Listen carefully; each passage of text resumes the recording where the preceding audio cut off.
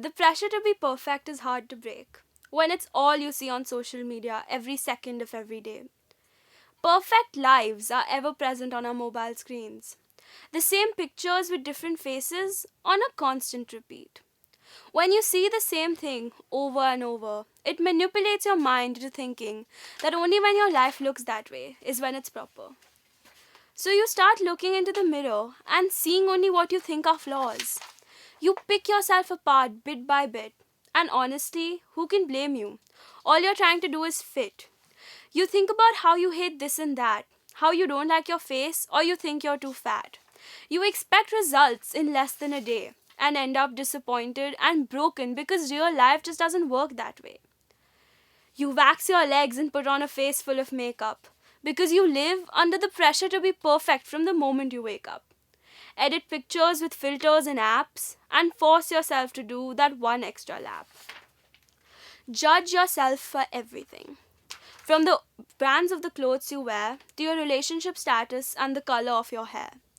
Spend hours taking pictures to post them online, but can never find any that you really think are even fine. The constant need to seek validation has corrupted the minds of people in all the nations.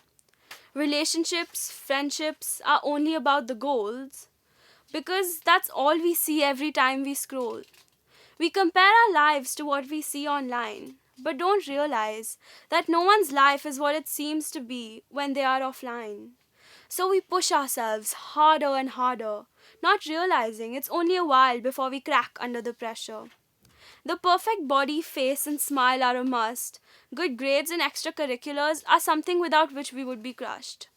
I'm not saying that we must stop trying to be our best selves because that's completely out of question, but instead draw a line between self improvement and obsession.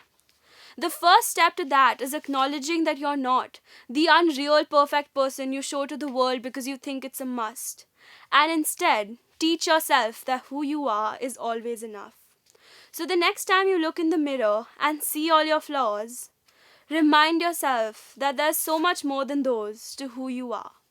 Okay, so now that I've spoken for a good 2 to 3 minutes without properly introducing myself, I will begin the talk part of my talk. I'm Yashvi Ghelani and I'm not perfect. Actually, to be very honest, I'm quite far away from it.